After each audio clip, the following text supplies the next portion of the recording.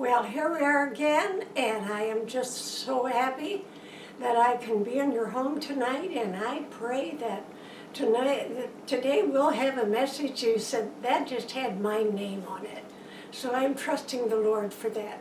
So, Ruth Polston with The Life That Wins, and here we go.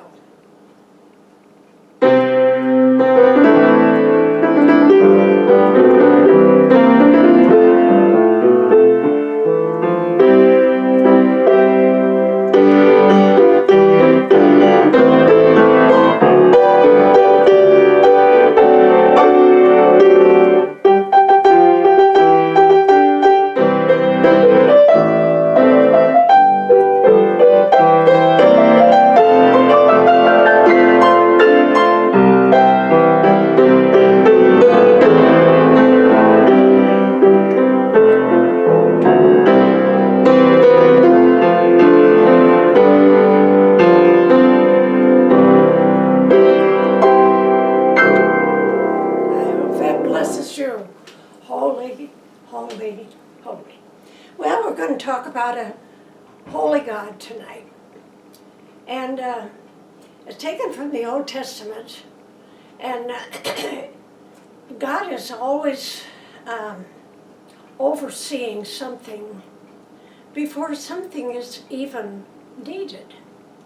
And He works through people that have the greatest need.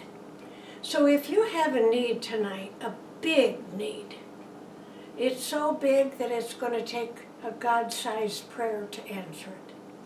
Well, then this is for you. There was a family that lived in Ramah, and one was Elkanah. He was the husband, and he had 2 wives. Now, of course, he's in trouble right there, and we have to understand that that was an age when that wasn't frowned upon, because they didn't have the light like we have it today. And Jesus said in the beginning, it was not so. So let's go to, don't get hung up with 2 wives. But anyway, one was named Peninnah. Peninnah, she was a in-your-face kind of person. She had everything that Hannah wanted. Hannah wanted a child. She had no child. And you know, the thing of it is that said the Lord had shut up her womb. You know, I think He did that with quite a few of those people. You know, look at Abraham's wife. Look at Isaac's wife. Look at those patriarchs. Yeah, they all had wives who had wombs that wouldn't open. Why did God do that? He didn't have to.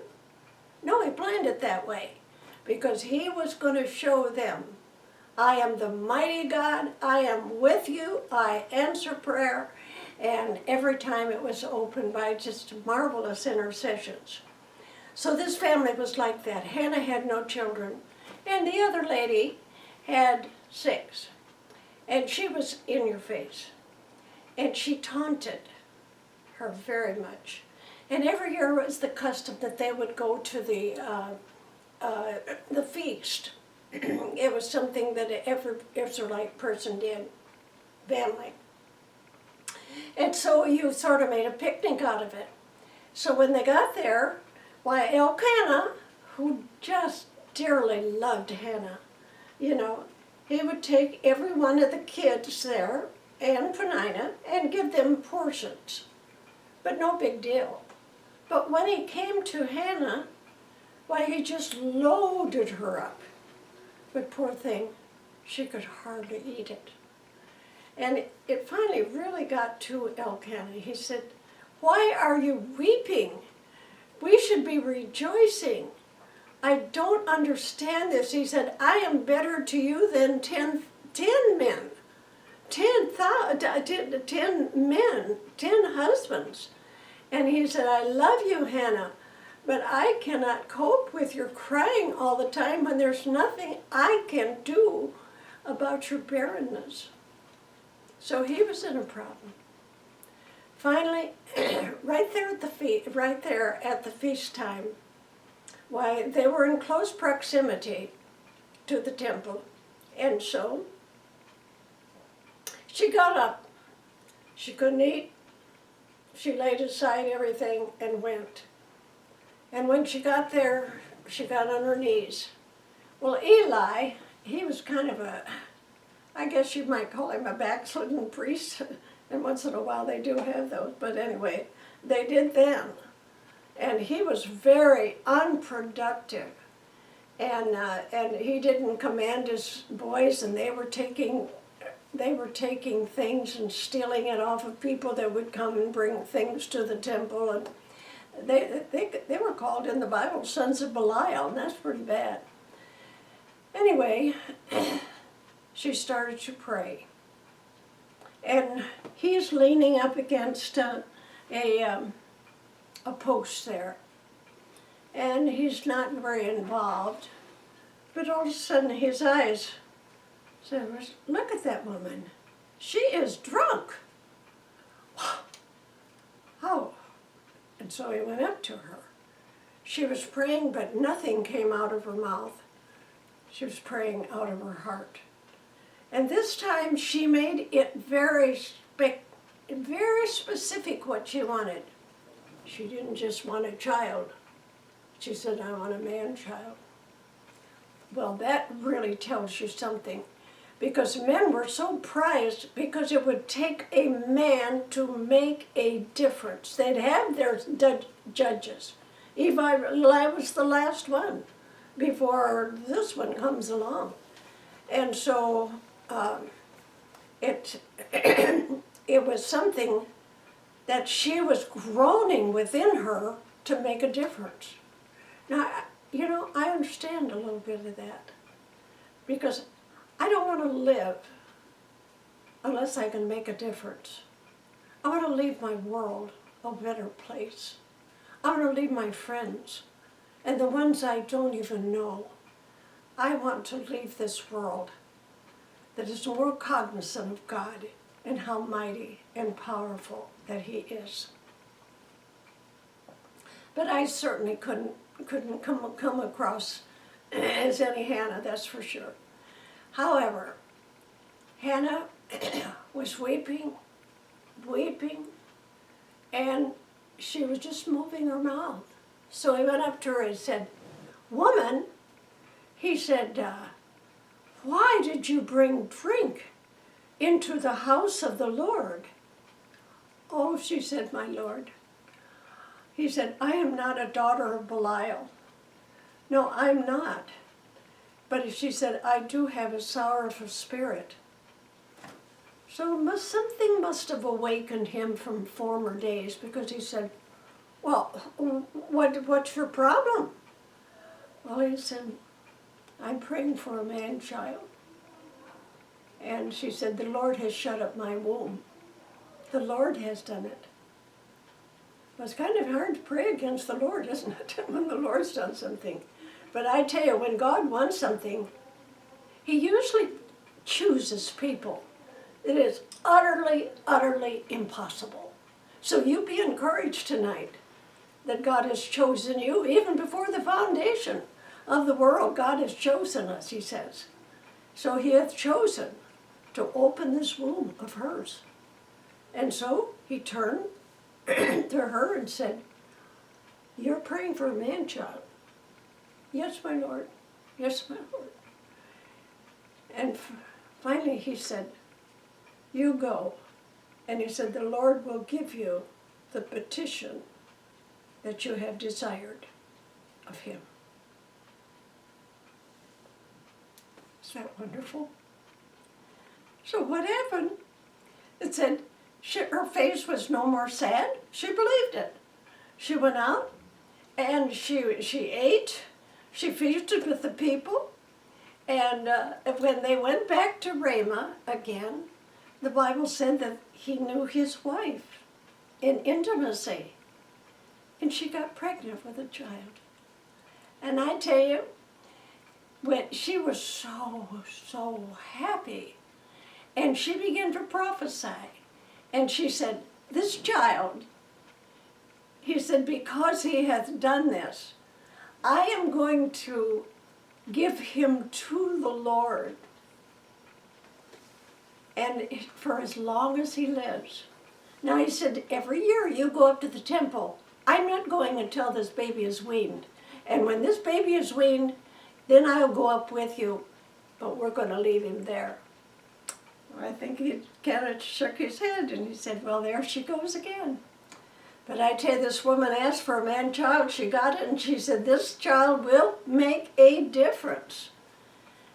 And so, sure enough, she fed the baby, breastfed the baby, and for 3 years, she never went up to the temple. Elkanah went by himself, and there were other children and so forth, but she didn't go because she had made a vow. And her vow was, I will give him.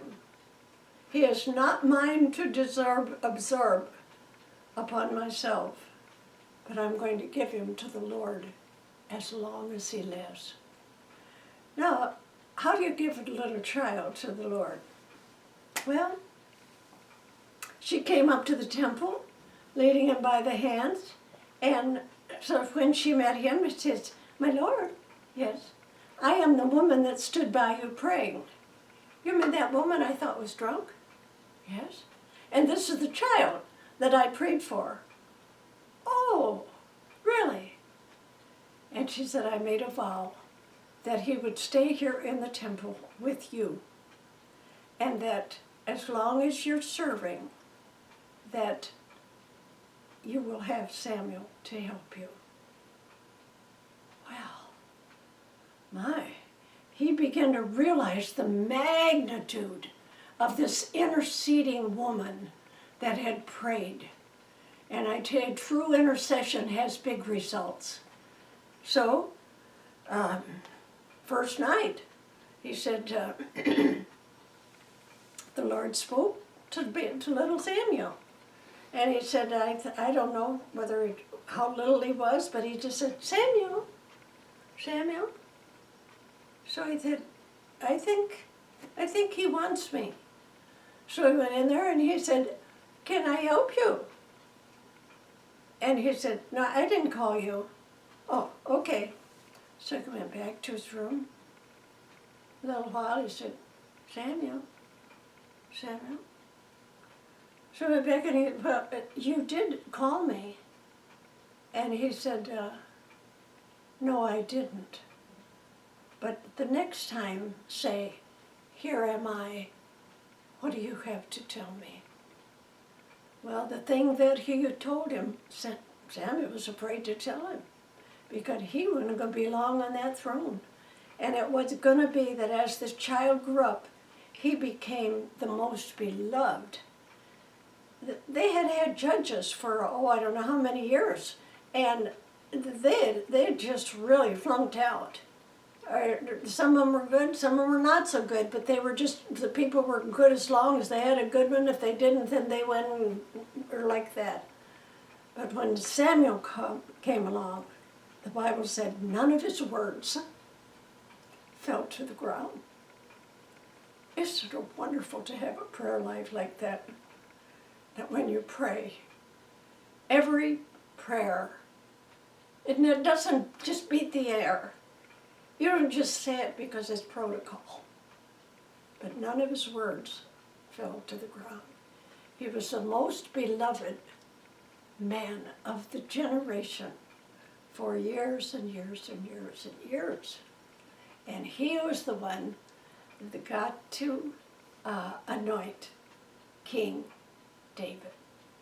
So I guess I'm saying, if you feel like there's something locked up and you can't get it unlocked, don't despair. There may be a lot more things in the difficulty than there is in the ease of something. Because when something's difficult, we persevere. And that's exactly what she did. Now, afterwards, they had 5 children. Do you know their names? I don't. No. He just gave them the humanity part of their lives, that they could raise children. But we know Samuel's name. We'll always know Samuel's name. God knows Samuel's name. So I'm telling you, persevere. Persevere until God has given you the man-child in your life. Oh, I'm not talking about that, maybe the child necessarily, but that expansive prayer that makes a difference in the world. I pray that is so. This is what she prayed. There is none. This was her own song. She made up a song. There is none holy as the Lord.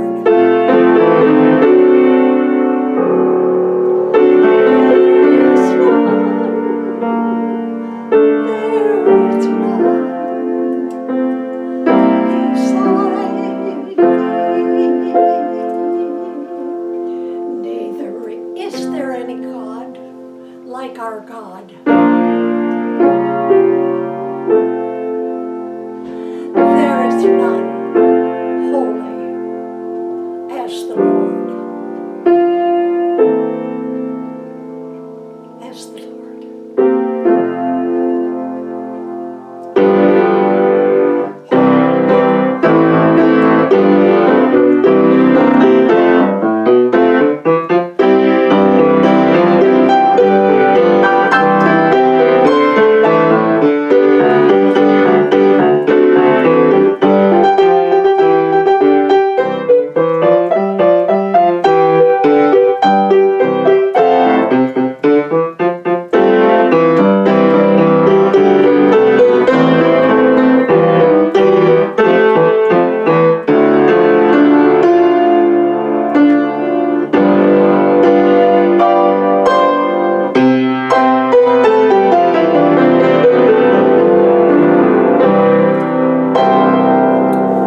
God bless you and have a wonderful week. Ruth and Polston, the life that wins.